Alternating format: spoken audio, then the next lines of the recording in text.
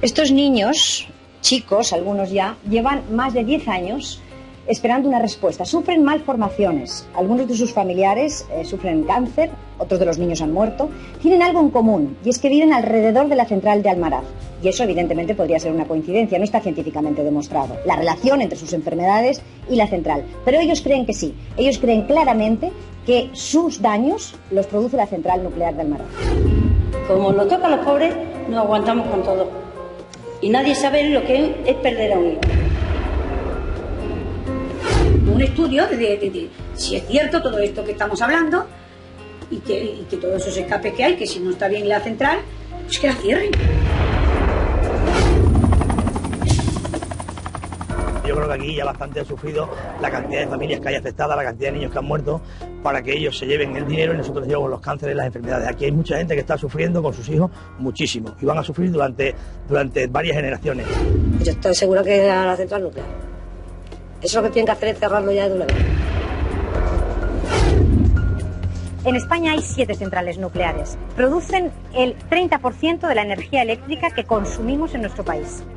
Muchos españoles, concretamente el 60% de nosotros, según el CIS, el Centro de Investigaciones Sociológicas, creen que las centrales nucleares, con su radioactividad, están provocando enfermedades importantes a los que viven cerca de ellas. Visitamos algunas de las plantas nucleares que hay en España. Nuestro primer destino es Almaraz, en Extremadura. Allí localizamos a un empleado de la central, alguien que denuncia su funcionamiento y su seguridad.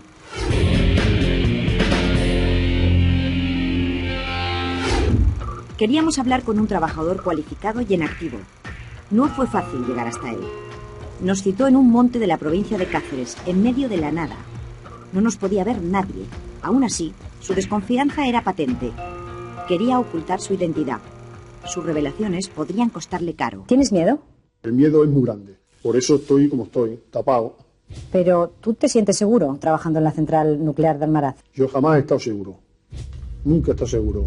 Un fallo, por muy simple que sea, te puede costar el no regresar nunca más. La radiación. Eso no se ve, ni se palpa, pero existe. ¿Para ti vivir y trabajar en Almaraz supone un peligro? Claro que sí. No nos olvidemos que Almaraz es como un prestige para Extremadura.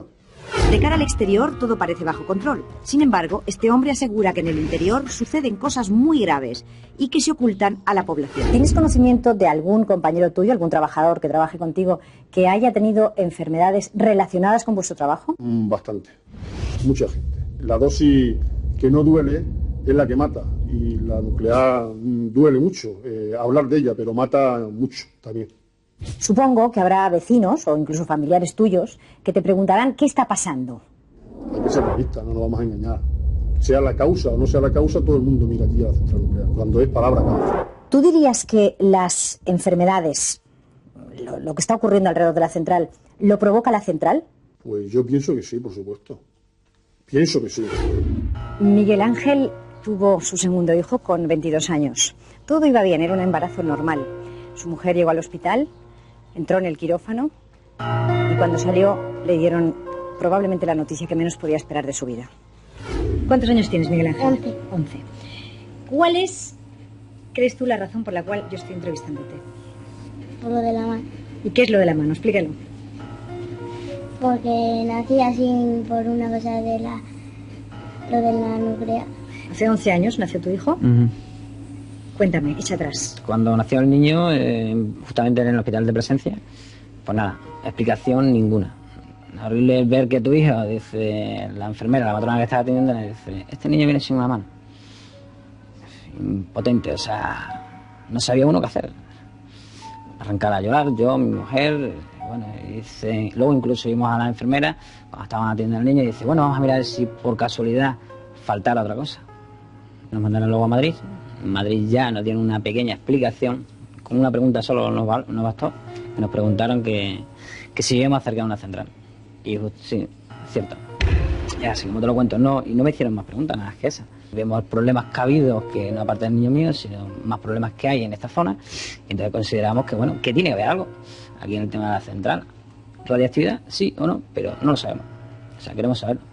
Antes has dicho que había otras criaturas, otros niños y niñas sí, en la zona. En la zona sí. Y muchos abortos ha habido. mucha gente con cáncer, que bueno, que los médicos lo saben, pero claro, no lo exponen. ¿Por qué? No sabemos por qué. Son acusaciones muy duras. Estos ciudadanos necesitan una contestación. Nos entrevistamos con José María Bernaldo de Quirós, director general de la Central Nuclear de Almaraz. ¿Usted se ha molestado en algún momento en ir a visitar, ver, escuchar a personas que le están acusando directamente a Almaraz de que lo que sufren lo produce Almaraz? No lo ha hecho, ¿no? No lo he hecho. Pues lo debería haber hecho. Porque de verdad se quedaría usted impresionado, como me ha pasado a mí. Lo debería haber hecho.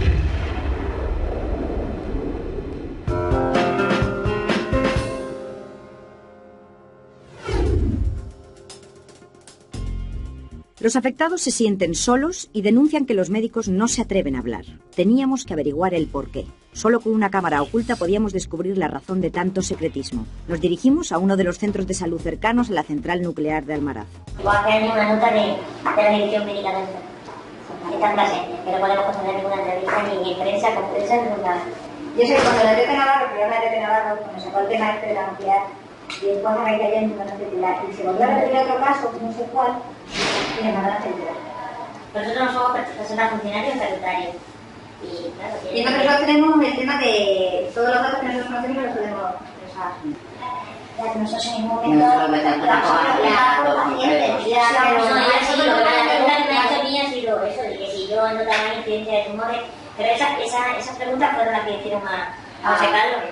Y aquí había también la Junta de Llamado. Estas fueron las declaraciones realizadas por los médicos y que suscitaron tanta polémica. Se ha notado alguna serie de patologías que parece que se han incrementado algo y que pueden tener que ver con el tipo de alteraciones de la inmunidad. Es decir, enfermedades incluso alérgicas, leucemias, que ha habido varios casos de muertes súbitas en personas sin antecedentes y demás. Las autoridades médicas de aquí de la zona sí me han comentado que se han visto en los últimos tiempos enfermedades de la piel como los sarcomas, enfermedades malignas del sistema óseo. Me recordaba, ¿no?, las afecciones que se presentaban en los niños de Chernóbil como consecuencia de la radiación. Y les han dicho esto que hablaron en sus días. Sí, o sea, tenía represa. Sí. Yo uno lo conozco. Pues eso, bueno, llamar a la orden. Aquí cuando le dicen una cosa la pueden hacer, eso ya no pasa gordo. Y que ellos son respondidos, o sea, se le van a hacer. Si todo el funcionario está en puerta de serlo, pendiente de que te den una plaza por oposición, pues si te ponen en el libro amarillo. Estos médicos tienen prohibido hacer declaraciones. Decidimos seguir el conducto reglamentario. Nos dirigimos a Plasencia. Allí, una oncóloga, la más veterana del hospital, es la designada por la dirección para aclarar nuestras dudas. Ella asegura no estar presionada. Pregunté que si me iba a acompañar alguien de algún alto cargo. Vamos, gerente, director médico. No vas tú sola. Digo, oye, que yo me pongo a hablar y a lo mejor digo lo que me parece. Y además tengo que decir que no tenemos datos para alarmar, pero que tampoco tenemos datos. O sea, para tranquilizar. Para tranquilizar, porque realmente no tenemos hecho nada. En la comarca de la Vera parece ser que hay tasas de leucemias, cánceres o linfomas más altas de lo normal. ¿Cuáles son sus datos? En principio no hay datos porque no hay un registro de tumores hecho en Extremadura. Hay tasas de mortalidad desde el año 99. ¿Y no le parece raro que no se haya hecho eso? Sí. Lo que ocurre es que trabajas en hospitales pequeños. La asistencia diaria, la atención al paciente de diario te impide muchas veces, si no dispones de armas, el decir, bueno, pues vamos a investigar. La gente sospecha que sus enfermedades pueden tener que ver con fugas radiactivas, porque nosotros tenemos grabados varios niños con malformaciones. En resumen, la gente tiene miedo. Sí, en el momento en que hay un tumor y tú les diagnosticas, pues ellos te dicen que por qué, que seguramente la culpa la tiene la central nuclear. Y yo habitualmente tengo que contestar siempre lo mismo, que no tenemos prueba para decir que eso sea cierto.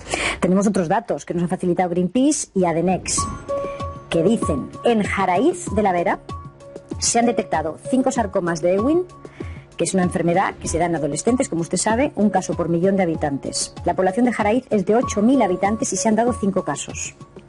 Sí, ¿puede sacar alguna conclusión? En principio es una de las cosas que no voy a negar la realidad, porque es cierto que en Jaraíz hay llamativa incidencia de sarcomas de Erdwin. Y eso es evidente. Entonces, quizás es un poco por eso por lo que hemos hecho hincapié en hacer estudio y registro de tumores, porque hay que llegar a una conclusión.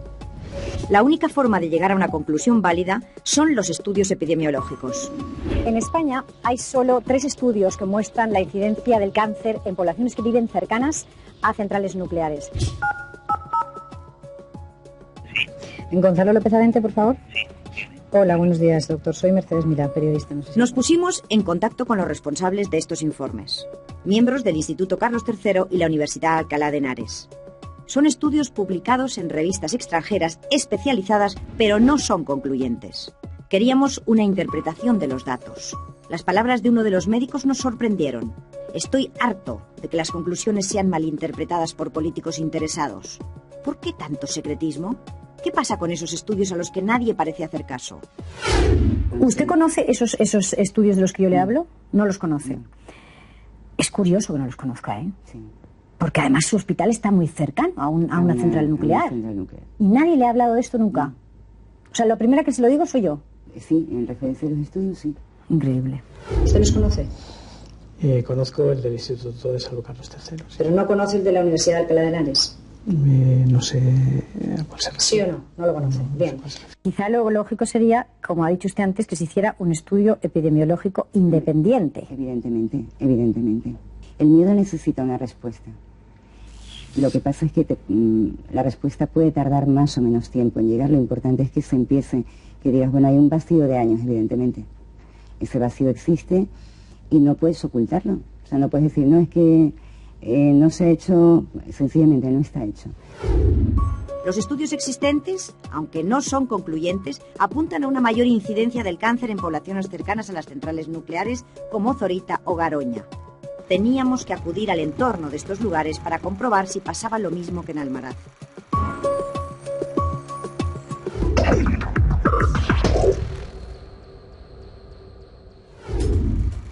Viajamos hasta la del Valle de Tobalina, en Burgos, donde está ubicada la central nuclear de Garoña. Los estudios médicos realizados hasta el momento hacen referencia a un aumento de los casos de enfermos de tiroides en la zona de Garoña. He estado con un problema de hipertiroidismo. Han tenido que quemarme el tiroides a base de pastillas radiactivas de yodo 131 y he estado en tratamiento como unos 2 años y luego otros 2 años hasta que me he regulado. Rubén vivió hasta los 28 años en Frías, un pueblo próximo a la central. Él, como muchos de sus vecinos, padece una afección en el tiroides. Le comenté que vivía cerca de una central nuclear, si podría influir. Y la doctora que me atiende aquí, evidentemente no me dijo que sí, porque no tiene datos ni puede decirlo, pero me dijo que bueno, puede ser un dato que influye, ya que la radioactividad, lo primero que ataca al organismo humano es a la glándula tiroidea. Pero bueno, que sin un estudio fiable, pues eso era un poquito echar las campanas al vuelo. Un estudio fiable, algo que no se ha realizado hasta la fecha y que aclararía las dudas de muchos de estos enfermos. Dudas que se plantea Miriam, concejala del Ayuntamiento de Frías, que vive atemorizada desde que su padre falleció por culpa de un cáncer fulminante. Mi padre se murió de un cáncer de tiroides, muy agresivo. Sí que era fumador, pero vamos, en la familia de él no hay gente con cáncer, y menos de tiroides. Podía haber sido un cáncer de pulmón, pero fue de tiroides. Yo tengo mucho miedo. Algo parecido le sucede a Dorrin. Hace pocos meses ha dado a luz a su primer hijo. Afortunadamente ahora está sano, pero al nacer sufrió una malformación en sus órganos internos. Tenía una malformación en el esófago, es decir, que estaba totalmente mal conectado. El estómago salió conectado con la tráquea y la primera parte era un saco. Cuando Dorrin comentó su caso con otras personas del pueblo, se dio cuenta de que no era la única persona con complicaciones en su embarazo. Abortos unos cuantos y otras malformaciones. Ni siquiera me han dicho exactamente lo que ha pasado con cada uno de ellos. Yo me iría a vivir a otro sitio si me quedaría otra vez pasado. ¿Está justificado el miedo? ¿Hay que temer por el funcionamiento de la central? Lo mejor era contactar con alguna persona vinculada a la planta nuclear.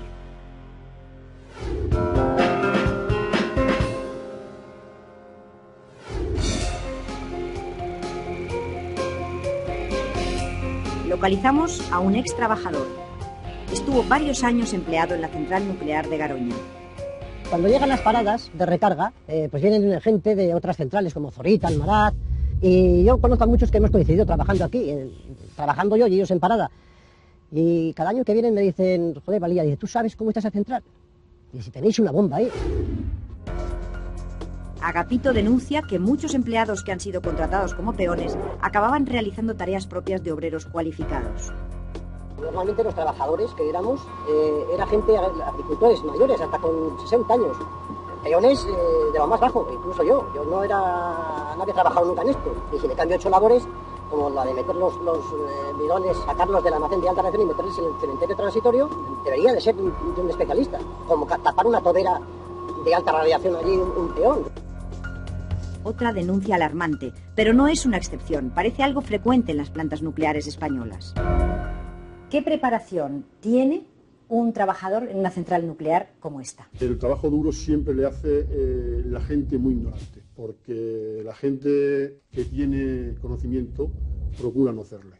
El 40% de la plantilla de la central son titulados universitarios. El otro 60% pues, son profesionales de oficio, cualificados, etc. ¿Pero en qué consiste ese trabajo duro que tú dices que, según tú, hacen solo los ignorantes? Esta gente aparece cuando hay una recarga y acceder a ese trabajo, pues se genera más dosis, ¿no? Lo normal a lo mejor es en un año coger una dosis 10 y para ello en 20 días coger una dosis 8. No hay ninguna gratificación especial para realizar ningún tipo de trabajo que tenga que relación o no con mover combustible, hacer la recarga. ¿Y qué cobran por hacer ese trabajo? Bastante más, pues son trabajos especiales. Están primados, tienen prima, si no, no habría nadie que lo hiciera. Tienes que motivarlo. Una especie de mercenario que se juega la vida y luego desaparece. Algo que puede resultar muy peligroso. Aquí ha habido varios muertos ya de cáncer y de leucemia. Trabajadores de la central, jóvenes. Yo conozco a 2, pero hay más. El otro día me pasaron información de otro que le habían prejubilado y a los 2 meses falleció. Las consecuencias para él han sido nefastas. Nunca podrá olvidar su paso por la central nuclear de Garoña. Yo a los 5 años de trabajar en la central tuve una hija. Ahora tiene 27 años. Y a partir del año y medio empezamos a notar cosas raras. No andaba, no intentaban, intentar hablar, y nos dijeron que tenía en el cerebelo unas células muertas y que entonces la cría, el desarrollo iba a ser, pues nada, que se iba a quedar muy pequeñita. De hecho tiene 26 años y parece que tiene 12. En Trespaderne, una localidad a escasos kilómetros de Garoña, encontramos a Antonio, otro peón que realizaba tareas peligrosas. Hizo estas declaraciones para Diario D, a pesar de que asegura que hablar mal de la central podría causarle problemas. La central está metida en todos los sitios. Está metida en todos los sitios. Y yo ahora estoy trabajando pues para la mancomunidad. Pues con esta entrevista igual para el año que viene igual no trabajo. No tenía un contrato de limpieza. Y nos metieron a trabajar en un taller de descontaminación. ¿Y qué es lo que hacéis allí? Pues allí descontaminar toda la chatarra que estaba contaminada. Había muy contaminada, menos contaminada y de todo. Cuando nosotros empezamos allí, aquello era un taller de nada. Estaba la chatarra ya amontonada, nosotros envueltos con ello, de cualquier forma, y unos 5 años allí trabajando en pésimas condiciones, muy malas condiciones. Los trabajadores denuncian la falta de control de un material potencialmente mortal, la radiactividad. Algo intangible, pero que deja un rastro devastador allá por donde pasa.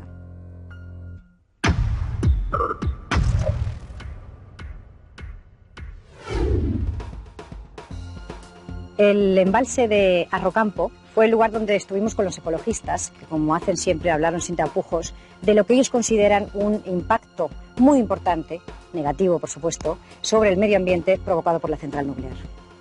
Estamos en el embalse de Arrocampo, que es el embalse que sirve para tomar agua de refrigeración para la central y también donde la central vierte sus efluentes radiactivos líquidos, y estamos midiendo la radiación ambiental. Es corriente ver aquí peces muertos en la orilla del embalse. La central nuclear, para un poco lavar su imagen o para evitar que esto dé lugar a suspicacia, pues lo que hace la central nuclear es eliminarlos. Entonces habitualmente es fácil ver el paso de las lanchas motoras que se dedican a recoger los peces que van muriendo.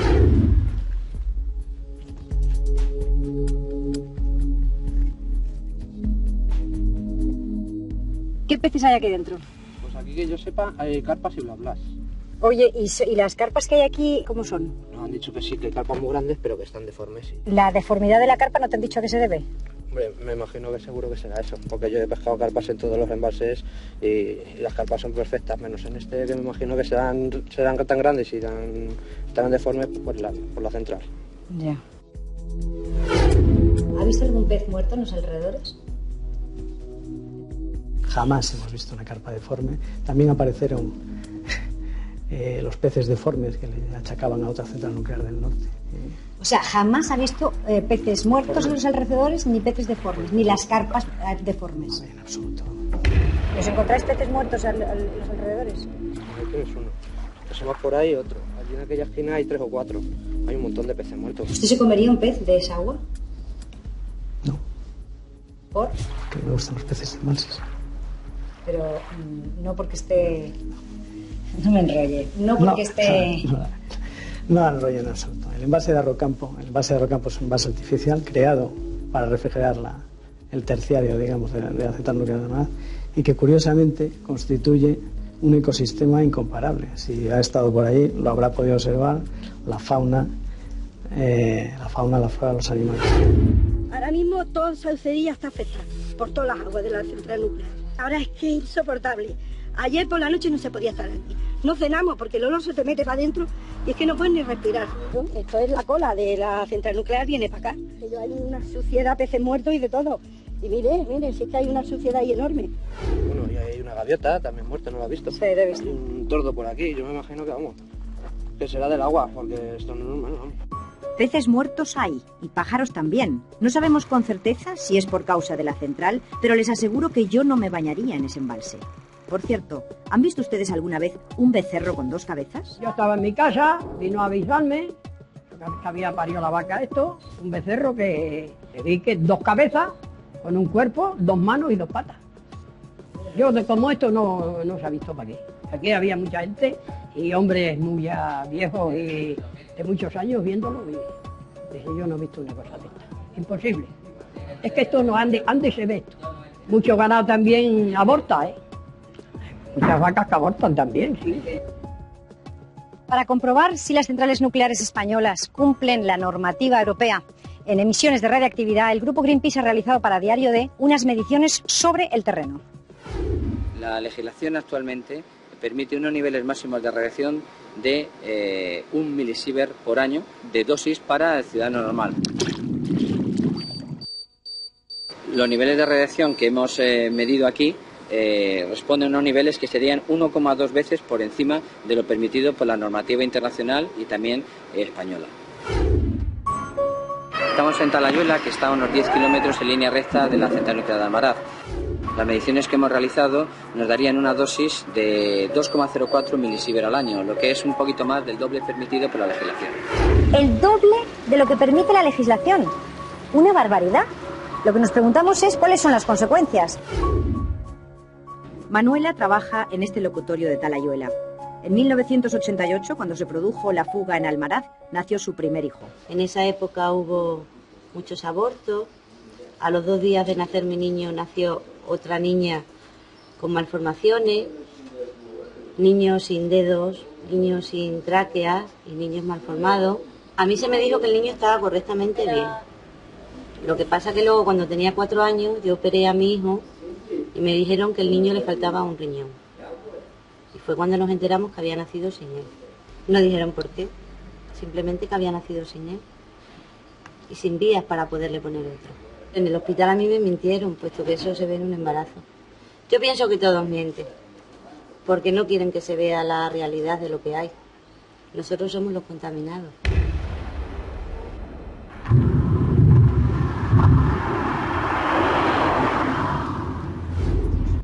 Estamos en Jalí de la Vera, que está a unos 16 kilómetros en línea recta de la central nuclear de Almaraz. La medición que hemos realizado aquí nos ha dado un resultado de 2,12 milisievert por año. Vemos que en esta zona, que es la comarca de la Vera, hay más del doble de la radiación que hemos medido en la central nuclear de Almaraz. Esto puede ser debido perfectamente a que esta zona está en la dirección de los vientos dominantes, es decir, que las masas de aire radiactivo que emite la central terminarán en esta zona con mucha más probabilidad que en el entorno de la central. Jaraí de la Vera es la población cacereña donde más casos de cáncer hemos encontrado, o por lo menos donde más claramente nos han hablado de ello. Me llamaron a la salita y me dijo, su hija tiene una porfiria. Y entonces yo le dije que no sabía lo que era esa enfermedad, ¿no? Yo le pregunté que si era cáncer o algo. Me dieron que no era cáncer, pero que era peor que el cáncer. Que era una porfiria, que era plomo en la sangre. A mí lo que me dijeron era eso, que si había trabajado en la nuclear. Yo le dije que no, que ella no había trabajado. Entonces fue cuando me dieron que lo habría respirado. Que lo habría respirado. Porque por lo visto escape había mucho. Escape había mucho. Lo que pasa es que, oye, la gente no quiere reconocerlo.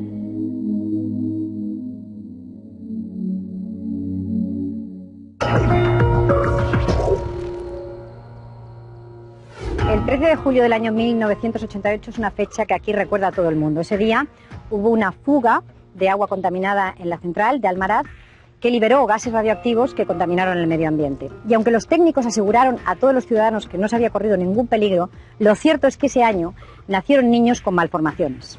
Ahí hubo una fuga muy importante donde precisamente fue una fuga al exterior de vapor, que estuvieron recogiendo pájaros muertos en más de 20 kilómetros a la redonda de la central, estuvieron recogiendo peces muertos. Aquí se vieron que hubo más de 497 abortos, nacieron 46 niños con malformaciones, muchos de ellos murieron. Entonces ahora mismo estamos cogiendo datos, llevamos mucho tiempo cogiendo datos y más del 80% de los casos que hay en la zona pues son todos los niños que tienen aproximadamente 16 años y medio, que es más o menos de cuando pasó la fuga del 88. ¿Qué ocurrió el 13 de julio del 88 en la central nuclear de Almaraz? El 13 de julio del 88, pues si no recuerdo mal, tuvimos un incidente en un generador de vapor que nos obligó a llevar la planta parada y reparar el problema. Desde el punto de vista radiológico es absolutamente despreciable y nulo. El impacto en los trabajadores de la planta y en el exterior, absolutamente nulo. Máximo lleva 11 años luchando para que se cierre la central nuclear de Almaraz.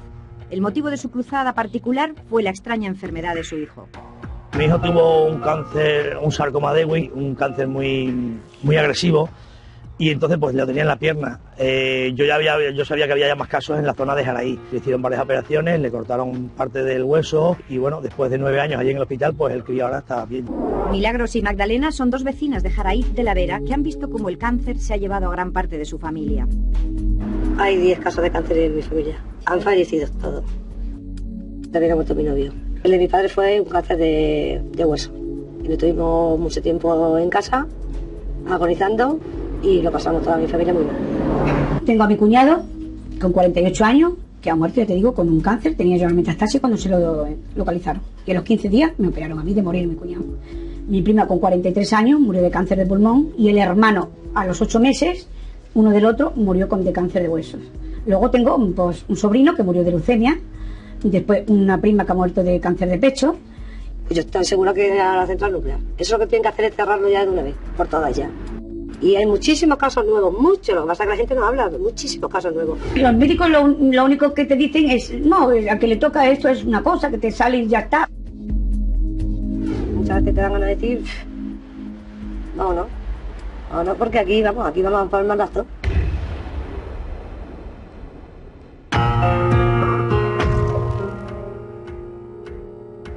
Estoy en pleno centro de Madrid, concretamente en la avenida Complutense, en la ciudad universitaria. Estas instalaciones pertenecen al CIEMAT, que es, según algunos de los trabajadores que trabajan aquí dentro, el único lugar donde en España se almacenan residuos radiactivos de alta actividad. ¿Cómo lo oyen? Si esto fuera cierto, estaríamos hablando de un cementerio nuclear en pleno centro de Madrid.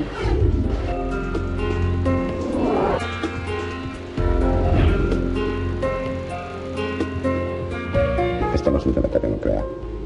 Aquí hay algunos residuos, pero esto no es un cementerio nuclear. O sea, usted niega que esto sea un cementerio nuclear, sí, claro, con total seguridad. Con total seguridad. Diario D ha tenido acceso a documentos que prueban que en el CIEMAT se han recibido diferentes fuentes radiactivas en el año 2003. Un trabajador del centro nos confirma que los residuos radiactivos siguen llegando a Madrid. Claro que entran residuos radiactivos. La periodicidad quizá no sea a diario, pero anualmente entran cantidades importantes de residuos radiactivos para rayos radiactivos que desmontan en Resa, fuentes de americio 241, fuentes neutrónicas que son americio berilio, que son además sustancias radiactivas que no pueden almacenarse en ningún otro sitio de este país porque son algunas de alta actividad y no hay cementerio todavía de alta actividad para almacenarlas. El lugar al que nos conduce Miguel Yuste es el secreto mejor guardado del CIEMAT. Son los restos del intento franquista de crear una bomba nuclear en Madrid. Nunca antes una cámara había tenido acceso a una de estas naves donde se almacenan residuos radiactivos.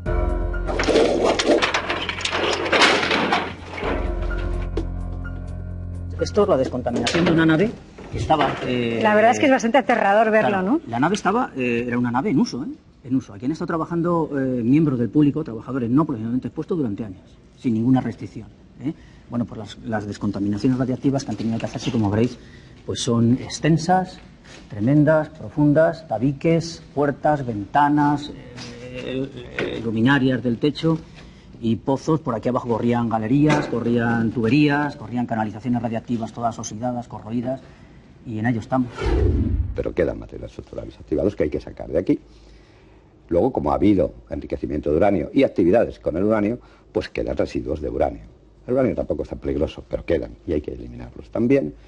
Y estos bidones negros que parecen la representación de la muerte, que siempre va unido, y que bien, por otro lado pues, no será como veis, así. son bidones de residuos radiactivos, de material sometido a precaución. Bueno, pues claro, hay que embidonarlos, hay que llevarlos a... Mira, son bidones de Enresa, ¿lo veis? Sí, sí. De la Empresa Nacional de Residuos, y esto será trasladado, me imagino, pues que al Cabril, al cementerio radiactivo de media vejatividad del Cabril.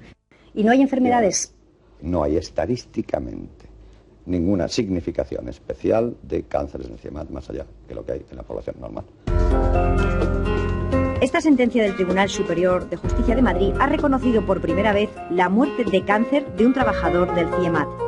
Una muerte provocada por una enfermedad profesional. La sentencia confirma que las tareas de manipulación de residuos radiactivos que realizó este trabajador le provocaron un cáncer que acabó con su vida. Hay un periodo de latencia en el cual tú puedes tener una irradiación y las consecuencias pagarlas dentro de 30 años en un cáncer de pulmón, en un cáncer de huesos, en un cáncer. Esto es lo realmente grave. No obstante, el estudio epidemiológico que se hizo con los trabajadores de la Junta de Energía Nuclear arrojaba cifras de cáncer bastante por encima de la media nacional, sobre todo en cáncer de huesos. Los trabajadores denuncian el riesgo que supone que esta instalación siga albergando residuos radiactivos. Pero, ¿y el resto de la población? ¿Sabe lo que podría pasar si se produjera un accidente? ¿Están preparados para reaccionar? ¿Usted tiene previsto, o este centro tiene previsto, un plan de emergencia para desalojar la población próxima al CIEMAT? Estamos hablando de toda una ciudad, o al menos cientos de miles de habitantes que viven junto a esta instalación. ¿Esto está previsto? ¿Pero para qué? Digo, ¿esto para qué? Si lo que hay son unos residuos mínimos debajo de tierra y aquí no hay instalaciones en donde pueda haber un accidente nuclear. ¿Para qué? La gente de Madrid, claro, que corre riesgo. Vamos a ver, se tiene suficiente cantidad como para, en el caso de un incendio que lo transformase en aerosol, tener que evacuar un mínimo de 5 kilómetros de radio, con lo cual sería evacuar la ciudad de Madrid. Miguel, escúchame, si hoy, 14, hoy hubiese aquí un incendio, ¿eso podría pasar? Si hay un incendio y eso implica la salida de aerosoles radiactivos, puede pasar. Es decir, en potencia, lo que aquí hay... Es muy peligroso. Esto es una instalación nuclear, Los ciudadanos... Esto está conceptuado, todo el CIEMAT está conceptuado administrativamente como una instalación nuclear única. Pues es el riesgo que tiene una instalación nuclear es este. Y lo ridículo de la situación es que esta instalación nuclear está en el centro de Madrid. ¿Usted tiene previsto que esto desaparezca de aquí? Las cosas que hay que quitar de aquí son los residuos. ¿Por qué tengo que quitar las instalaciones eólicas? ¿Por qué tengo que quitar las instalaciones de energía solar? ¿Por qué tengo que quitar las instalaciones de investigación básica? No. Lo que tengo que quitar de aquí son los residuos. Yo me apuesto con usted, doble contra sencillo, a que el anterior director dijo lo mismo, y el anterior lo mismo, y el anterior lo mismo. Y no ha cambiado nada, señor. Y yo no digo que no. Pero le invito a usted a que venga dentro de un año y me haga una entrevista a ver si ha cambiado o no. Correcto. Acepto, ¿vale? Acepto el reto.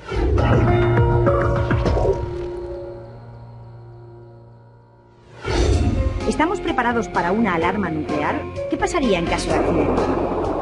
La instalación de una central nuclear requiere un plan de emergencia que establezca cómo debe actuar la población en caso de que se produzca un incidente. Este folleto, publicado por el Consejo de Seguridad Nuclear, da las pautas de qué hacer en caso de un accidente. Quisimos comprobar su eficacia de la mano de Kiko, un vecino de Garoña. Ahora vamos a entrar en el siguiente pueblo, que es la aldea. Este ayuntamiento ni dispone de megafonía, esta localidad, de megafonía fija para avisar a la población del casco urbano, ni dispone de vehículo propio para avisar a la población que esté diseminada, ni dispone de local para albergar a los transeúntes o personas que estén de paso, como la mayoría o la práctica totalidad de los municipios de la zona. Nos acercamos al Ayuntamiento de Frías, una localidad próxima a la central de Garoña, para comprobar si estas denuncias eran ciertas. Mira, vengo con esta gente que ha venido a hacer un reportaje en Tobera y en Frías, y he visto que en Tobera no había ninguna información disponible sobre cómo deben reaccionar en caso de una emergencia nuclear. En caso de que pase algo, avisamos, o sea, tenemos vehículos de aviso para dar... ¿Vehículos o vehículo? Un vehículo, ¿no? Para las 4 rutas de aviso. Frías, Quintana Seca, Tobera y el Campio. Pues eso es, yo me ocupo de... Oye, y en el caso de Frías, ¿tiene miles de visitantes? ¿Hay también un local preparado para albergarles? Me parece que no, ¿sabes? Que no está una reclamación a tu educación. ¿Para qué me estáis abrumando a mí con preguntas? Preguntas a las que no puede contestar, pero para las que el secretario tiene una solución extraordinaria. Ya, pero el problema es que si ahora mismo pasa algo, como no se cumplen los plazos y los medios, el problema sería gordo, porque no existen esas... Depende, por ejemplo, para los creyentes, pues no se encomendamos al Altísimo. Para rezar, ¿verdad? Y esa es la solución que hay. La solución, sí, a rezar. Sí, es que va a ser la única solución. No, mira, yo tampoco tengo tanto miedo, no te creas.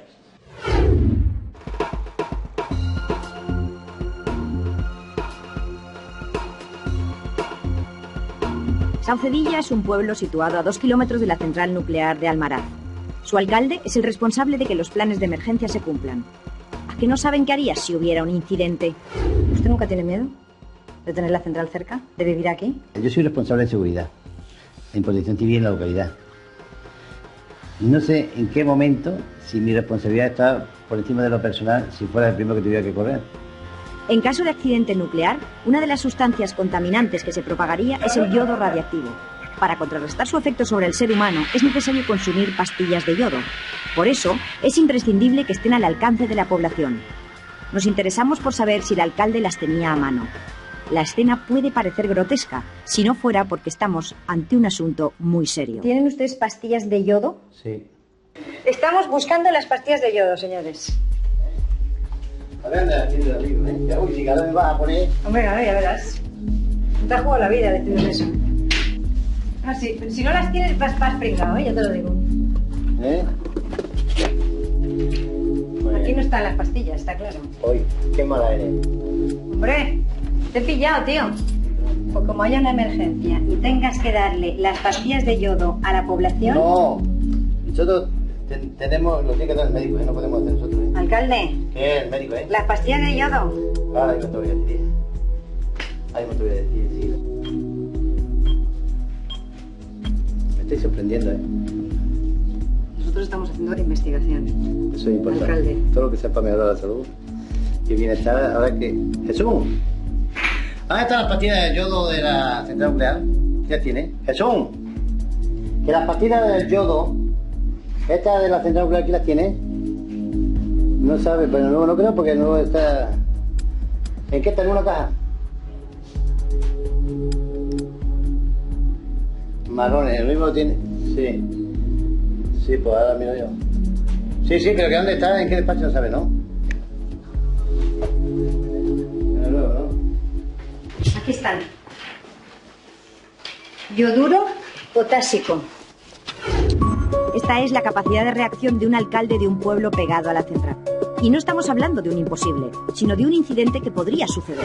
Hace unos años, en esta fecha, se quemó un transformador, importante por cierto.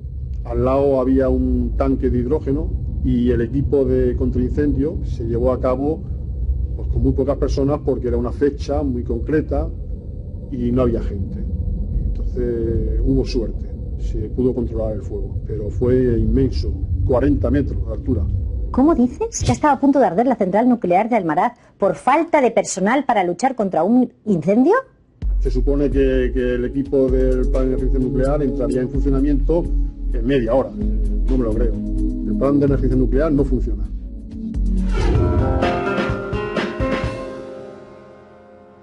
Por si fueran poco las denuncias de trabajadores, ciudadanos y asociaciones, aquí tienen la prueba que les faltaba.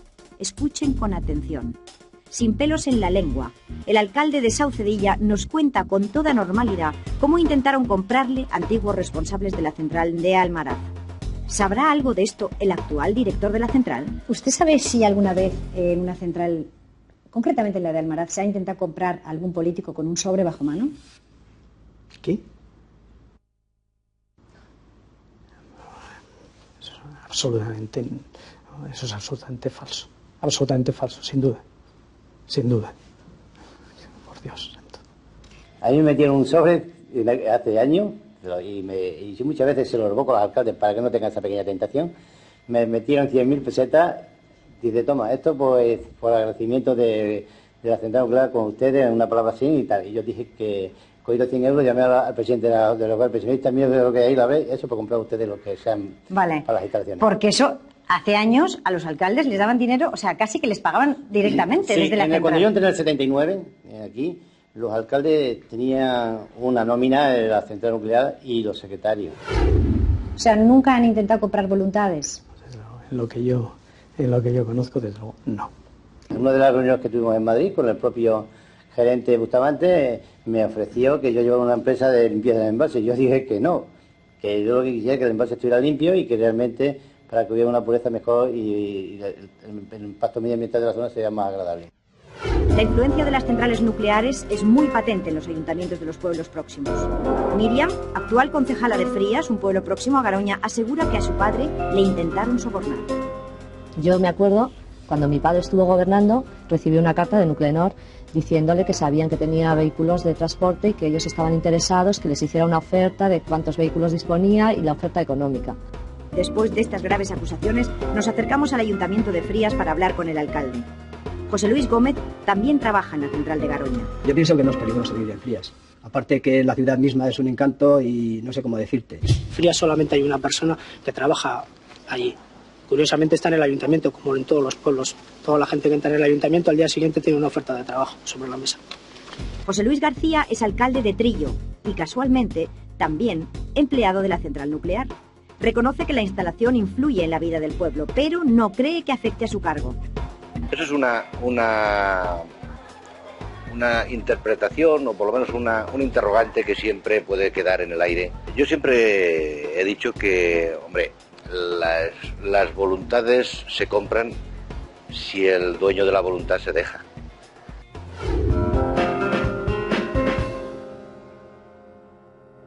Urbano ejerce como alcalde de Saucedilla desde el año 1979. Han pasado 25 años. En este tiempo, asegura que ningún organismo oficial ha puesto en marcha un estudio epidemiológico en la zona.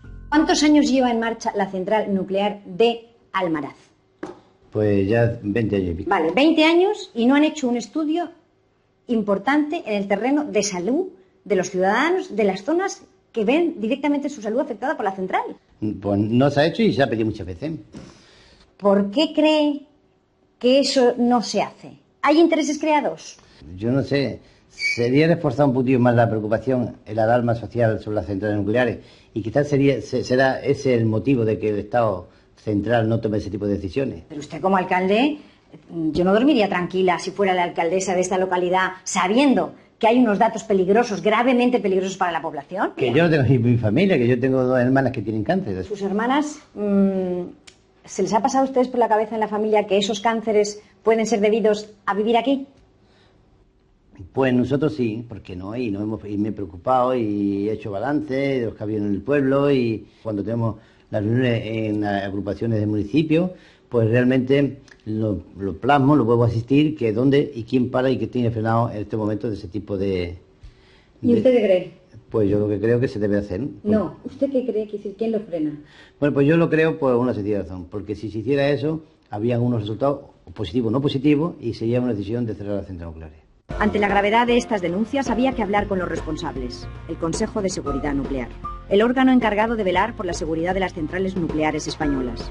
Solicitamos una entrevista con la directora general. Nos dicen que está de viaje.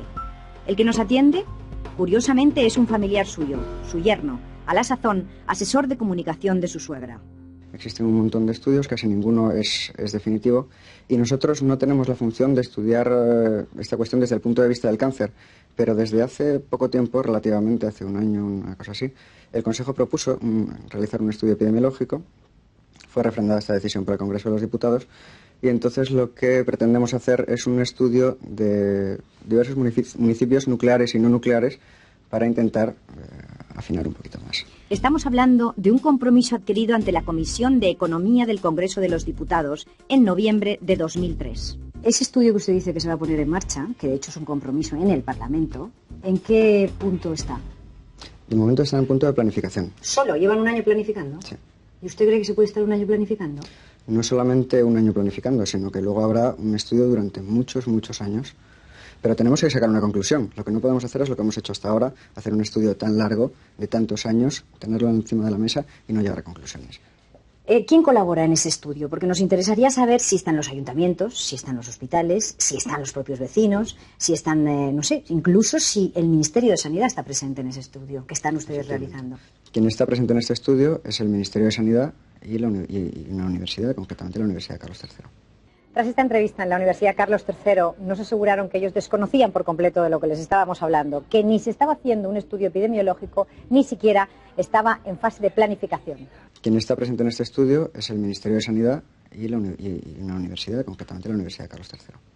Pocas semanas después, el Ministerio de Sanidad nos aseguró que en breve estaría firmado un acuerdo para realizar ese estudio epidemiológico. Y por lo tanto, resumiendo, diríamos que el Consejo de Seguridad Nuclear nos asegura que ese estudio está siendo planificado.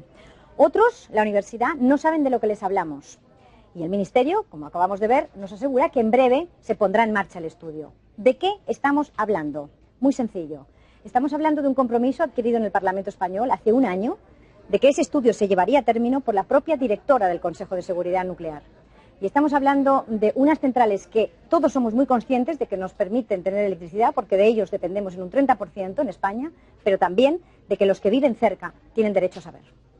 Yo pienso que todos mienten, porque no quieren que se vea la realidad de lo que hay. Ellos dicen que es segura, lo único que yo quiero es que me lo confirmen. Que no mientan cuando hay escapes, que los hay. Nosotros somos hormiguitas, ellos son elefantes. Pero yo creo que una hormiga y otra hormiga y otra hormiga podemos cerrar ese monstruo que tenemos ahí, que eso es una fábrica de hacer cánceres. Realmente lo que se nos está haciendo es amenazarnos de muerte a toda una población. Yo me gustaría que hicieran un estudio y si por ejemplo, es peligroso, desde luego lo que tenía que estar era cerrar.